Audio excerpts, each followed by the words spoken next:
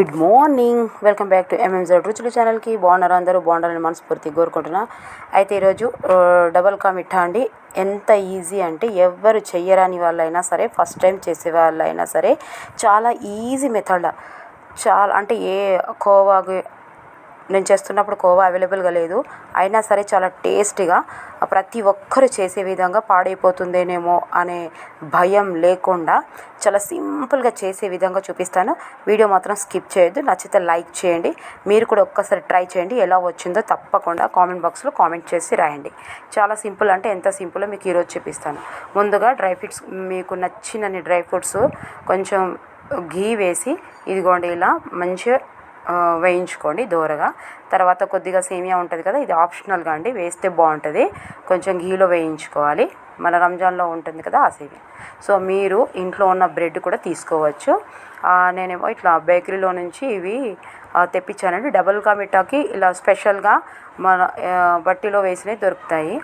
తర్వాత మీరు ఘీ అయినా నూనె అయినా వేసుకోవచ్చు. నేను నూనెలోనే వేయిస్తున్నాను. మంచి గోల్డెన్ కలర్ వచ్చే వరకు లోపల నుంచి లో ఫ్లేమ్లో పెట్టి ఇలా మంచి గోల్డ్ కలర్లో వచ్చేసరికి ఇలా వేయించుకోవాలి. మీరు పచ్చి బ్రెడ్ అయినా సరే కొద్దిగా ఒక హాఫ్ అన్ అవర్ ఫ్యాన్ కింద పెట్టి ఇలా చేసుకోవచ్చు. అంటే ఆయిల్ తక్కువగా పీలుస్తుంది అన్నట్టు పీస్ అనేది, అంతే దానికి. తర్వాత ఇలా ఒక మంచి బౌల్లో, వెడల్పాటి బౌల్లో వేసుకోవాలి. తర్వాత ఒక బౌల్లో షుగర్ వేయాలి. కిలోకి, అవి నేను తీసుకున్నవి కేజీ అండి, కేజీకి కేజీ షుగర్ తీసుకుంటేనే తీయగా ఉంటుంది. మీరు ఎలాంటి తీయగా అంటే ఎంత తీయదనం తింటారో దాన్ని బట్టి మీరు తక్కువ ఎక్కువ వేసుకోవచ్చు. సో ఇదిగోండి, పానకం ఏం అవసరం లేదు, మామూలుగా ఇలా షుగర్లో మెల్ట్ అయితే సరిపోతుంది. ఇది ఇలాచీ పౌడర్ అండి, అండ్ కలరు, ఒక చిటికెడు సాల్ట్ వేసాను. వేసి కొంచెం షుగర్ కరిగించుకుంటున్నాను. తర్వాత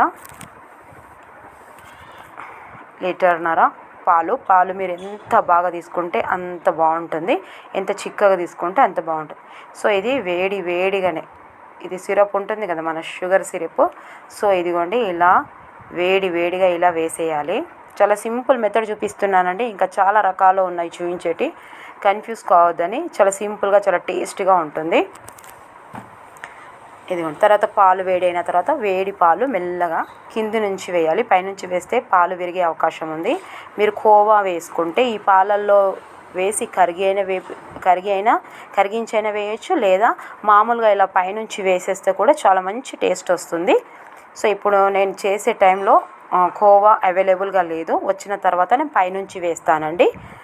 మీకు పైనుంచి ఇలా గడ్డలుగా కనిపించొద్దు కోవా అంటే పాలల్లో కరిగించుకొని వేసుకోవాలి. ఇదిగోండి ఇలా తప్పకుండా అంతా మునగాలండి. ఇంకెక్కువ వేసుకున్నా నో ప్రాబ్లము. ఇదిగోండి ఇవి పీసెస్, ప్రతి ఒక్క పీసెస్ తప్పకుండా మునగాలి ఎందులో, మన సిరప్ అండ్ పాలల్లో. తర్వాత ఇదే బౌల్ స్టవ్ మీద పెట్టానండి, లో ఫ్లేమ్లో పెట్టాలి. ముక్క లోపల నుంచి మనము ఊరికే కలిపితేనండి, ఇది ఏంటిదంటే కలిపేటప్పుడు కొంచెం రిధంతో కలపాలి. నేను నెయ్యి ఒక 2-3 స్పూన్స్ వేస్తున్నాను, చాలా తక్కువ వేస్తున్నాను, పెద్దవాళ్ళని దృష్టిలో పెట్టుకొని. మీకు నచ్చితే మీరు వేసుకోవచ్చు. సో ఈ పాలు, ఆ సిరప్ మొత్తం ఇంకిపోయేసరికి లోపలికి మొత్తం డ్రై అయ్యే వరకు ఇలా కలపాలి. ఇలా గుచ్చుగా మొత్తం కలపొద్దండి, కలిపితే ఇలా మంచి షాహీ తుకుడా లాగా ఉండవు. షాహీ తుకుడా అనేది కూడా సేమ్ చేస్తారు, కానీ ఇంకొంచెం